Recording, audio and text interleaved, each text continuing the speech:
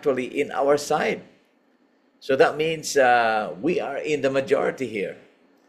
This is found from a teacher's education, I think, or manuscript 27, 1893, that with God we are a majority. Okay, it says you say we are in the minority. Is not God a majority? If we are on the side of God who made heaven and earth, are we not on the side of the majority?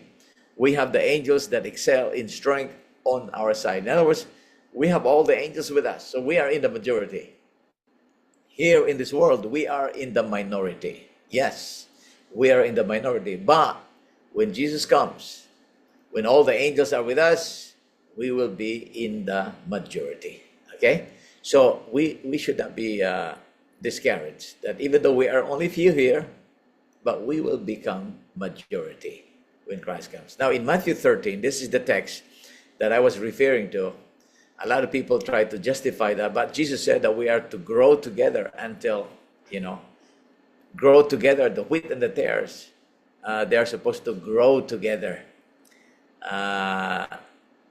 It says here, until the harvest. And they think that the harvest is when Jesus comes. Okay? Now, I just want you to look at this text here in Matthew 13. And let's try to analyze this parable. Okay? We're talking about this parable of the wheat and the tares. And if you look at in verse 24 here, when Jesus actually started his church, when Christ was starting to organize his church, it was pure. It was never corrupt. Okay? Christ did not actually organize a corrupt church. He always started with a pure church. That's what it says here, that another parable put he forth unto them, saying, the kingdom of heaven is likened unto a man. Okay, who is this man? This man is Christ, which sowed good seed in his field. Okay, so in other words, Christ actually started a pure church. He owns the church. He was the one who started. It was a good church. Okay, now, and then since he owns the land, he actually designated, or he hired some caretakers to take care of the land. Now, the field here, according to Christ of Colossians, page 70, is referring to a church. Okay, church that is in the world. Now, in other words, that the church that Christ started is a pure church. But after he left, he actually hired some caretakers to take care of the church. But what happened? According to verse 25, while men slept, his enemy came and sowed tares among the wheat. In other words, the caretakers actually did not do the job. The caretakers did not actually watch the flock. And what happened? The enemy was able to come in, and now the enemy planted a bad seed, the tares, and now there's actually the wheat and the tares growing together. Okay, that is the parable here. But in the beginning, it was a pure church. And so the servants, according to verse 37, when they were all growing together already, the servants, saw that there are bad seeds being growing.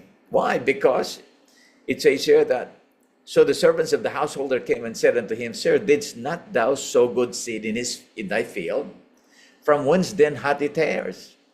He said unto them, an enemy hath done this.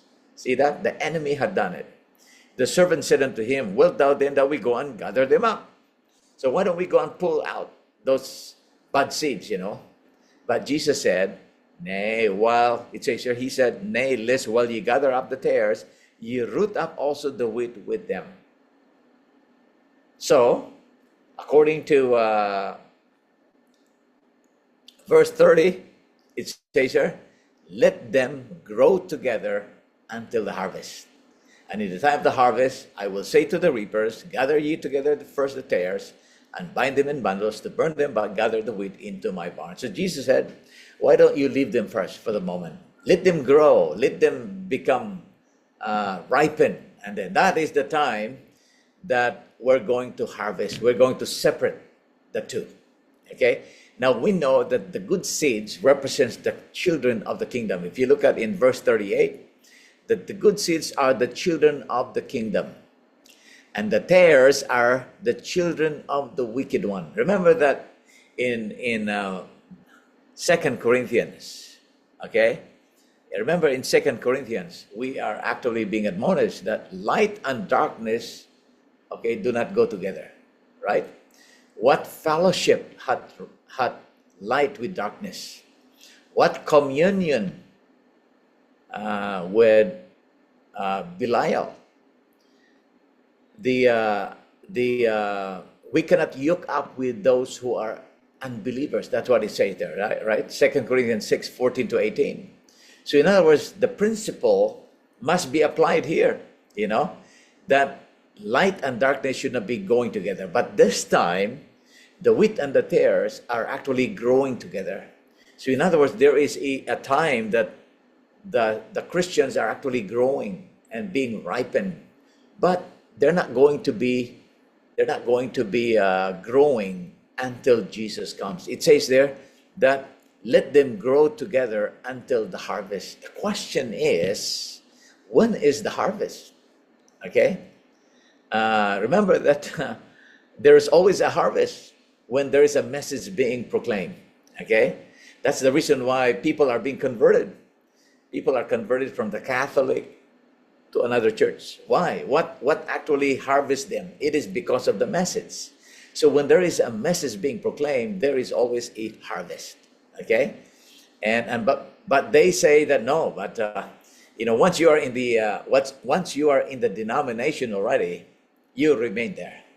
In other words, you have to stick there. No, but harvest continues, because if the church becomes corrupt, that means God has ways, or Christ has 1,000 ways that He can actually guide you out of that.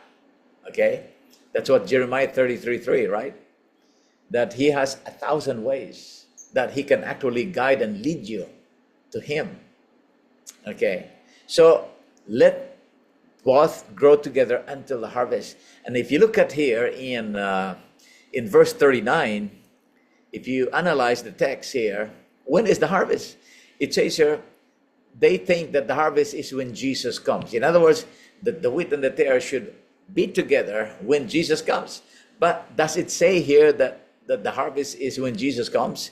It says here that the enemy that sowed them is the devil. The harvest is the end of the world, and the reapers are the angels. Okay, as therefore the tares are gathered and burned in the fire, so shall it be in the end of the world. Now remember that the end of the world is when all the enemies of Christ are going to be destroyed. Satan and his followers, all the wicked people, all those people that are not, whose names are not recorded in the book of life, are being destroyed. And when was that? When is that? That is only after 1,000 years. Okay, that is the final. Okay, so in other words, we cannot just apply this that we have to be together with Him until 1,000 years. After 1,000 years, no. Harvest, there's always a harvest. Whenever we proclaim the message, there is always a harvest. People are being harvested even right now, because people are being converted, from darkness into His marvelous light. People are changing because they cannot stand the error. They cannot stand the darkness that they're seeing, the apostasy that they are seeing. They want to follow Christ. And that's why, that brother actually that we encountered last week, very young man, and he was even his uncle, they only knew little truth, but they are so faithful in the truth that they have. So that when you tell them, they follow, So, and that's why, light and darkness cannot be together, okay? And when will that 1,000 years expire? Is when Satan and his followers are going to be thrown into the lake of fire. According to Revelation 20, it says here, when is that? When is that tares going to be destroyed? It says here, and when the 1,000 years are expired, Satan shall be loosed out of his prison and shall go out to deceive the nations which are in the four quarters of the earth, Gog and Magog, that means Satan and his followers, to gather them together to battle, the number of whom is as the sand of the sea. And they went up on the breadth of the earth and compassed the camp of the saints about and the beloved city, and fire came down from God out of heaven and devoured them. And the devil that deceived them was cast into the lake of fire. So Satan is going to be thrown to the lake of fire, and this is only after 1,000 years. Okay? And not just Satan, but also his followers. It says here that said the angel, Satan is the root, his children are the branches. They are now consumed, root and branch. They have died an everlasting death. They are never to have a resurrection, and God will have a clean universe, and the great controversy was forever ended. So that is when the final take place. And so if you are going to apply this, that let the wheat and the tares grow together until that time. No, it is, you will be destroyed, you know. You cannot just go with the corrupt, because if you go with the corrupt, you will be corrupted. Remember that Proverbs 13 verse 24, he that walketh with wise shall be wise, but a companion of fool shall be destroyed. We cannot be neutral. Either we are in the side of Christ or we are in the side of the enemy. Because if we are in the side of the enemy or in neutral position, then we are still considered in the side of the enemy. That's why in 2 Corinthians, according to Paul, it says here that Paul said, come out from among them. Okay, it says here, what concord had Christ with Belial, or what part had he that believeth with an infidel? And what agreement had the temple of God with idols? For ye are the temple of the living God, as God had said, I will dwell in them and walk in them, and I will be their God, and they shall be my people. Wherefore come out from among them, and be ye separate, said the Lord, and touch not the unclean thing, and I will receive you, and will be a father unto you, and ye shall be my sons and daughters, said the Lord Almighty. So in other words, there must be a separation, a clear separation from error, from darkness, or from the side of the enemy. If we want to be in the side of Christ, when do we have to be in the side of Christ? Now, I was asked this week, you know, when I was, the Grab driver said, so sir, if we get out, I mean, where are we going to go? We have to go to Christ, you know. People are having a problem that if they leave, where are they going to be going? They don't know where to go. I mean, if you get out, then you follow Christ. I told him that, you know, even during the time of ancient Israel, when apostasy was looming and throughout the land of Israel, there was one family being told there that he did not actually join the apostasy. And that was the family of Elisha, the Shaphat family. They remained in the house. They did not actually join the Baal worshiping, you know. And we can also do the same thing. We can be wherever we want. If we want to be in the side of Christ, then we can, you know, we can get out and worship Christ even if we are outside. Because Jesus said in Matthew 8:20, where two or three are gathered together in my name, there am I in the midst of them. Okay? So wherever we are, we can be in the river, we can be in the fountains, we can be in the mountains, we can still worship God wherever we are. We don't have to go to the temple. Just like what Jesus said to the woman of Samaria. Jesus said to the woman of Samaria in John chapter 4, it says, woman, believe me, the time will come that you don't have to go to that mountain or go to Jerusalem to worship. You can actually worship God wherever you are, because God is a spirit. And those who worship him must worship him in spirit and in truth. Okay? So, now what happens if you remain? You don't want to get out. You wanna stay. I mean, if you heard the message already, you have heard the message, you have heard the call, and then you actually you refuse the invitation, what will happen?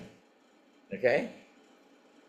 It says here, this is taken from TM 235. It says here, The tares and wheat are now commingled, but then the one hand that alone can separate them will give to everyone his true position.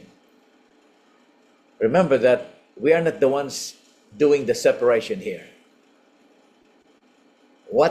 Who's doing the separation? It is the message. According to early writings 1:18, it is the third angel. He's actually doing the separation. But is it a literal angel? No. It is the message of the third angel. He's the one, it is the message that will actually define our position. Those who have had the light of truth and heard the warning message, heard the invitation to the marriage supper. Farmers, merchant, lawyer, false shepherds, who have quieted the convictions of the people, and faithful watchmen who have not sounded the warning or known the time of the night, all who have refused obedience to the laws of the kingdom of God will have no right therein. Those who have sought an excuse to avoid the cross of separation from the world will, with the world, be taken in snare. Okay?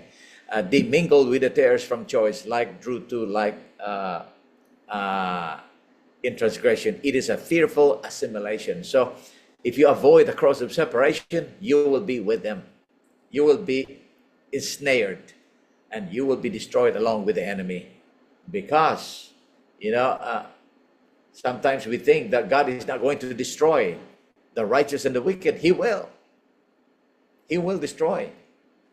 And that's why we cannot be in the neutral position. Either we are in the side of Christ or we are in the side of the enemy. We cannot be neutral. Okay?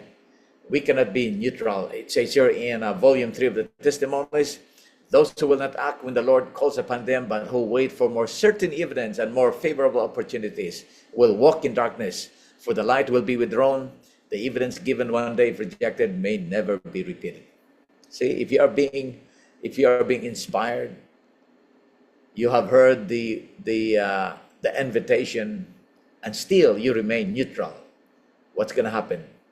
The light that was given to you will be taken away. Okay, and you will be in darkness. Now, separation is not new. It happened before. It says here that there was a coming out, a decided separation from the wicked, and escape for life. So it was in the days of Noah, so with Lot, so with the disciples prior to the destruction of Jerusalem, and so it will be in the last days. Again, the voice of God is heard in the message of warning, bidding his people separate themselves from the prevailing iniquity. In other words, separation has been done in the past. When there's apostasy, people are being called. They're being called out. And so today, before the close of probation, there is going to be a final call to call God's people to get out, because all this apostasy, all the churches are in apostasy. And that the only way that we can be saved is to be in the side of Christ. Okay? To be in the side of Christ. It says here in Patriarchs and Prophets, Moses actually, before Moses was laid down to rest, he was given this vision, and he saw the apostasy of what is going to happen in our time. And it says here that the state of corruption and apostasy that in the last days would exist, in the religious world, was presented to the prophet John in vision of Babylon the great city, which reigneth over the kings of the earth. Revelation 17:18. Before its destruction, the call is to be given from heaven, come out of her, my people, that ye be not partakers of her sins, and that ye receive not of her plagues. Revelation 18 verse 4. So before the destruction, before the close of probation, there is going to be a final call. And this final call is to come out. Because if we don't come out, what's going to happen? We will become partakers of her sins, and that we will become partakers of the plagues as well.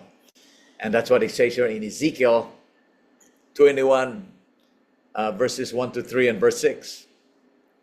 And the word of the Lord came unto me, saying, Son of man, set thy face toward Jerusalem, and drop thy sword toward the holy places, and prophesy against the land of Israel, and say to the land of Israel, thus saith the Lord, behold, I am against thee, and will draw forth my sword out of his sheath, and will cut off from thee the righteous and the wicked. In other words, if you go with the wicked, you will be destroyed along with them.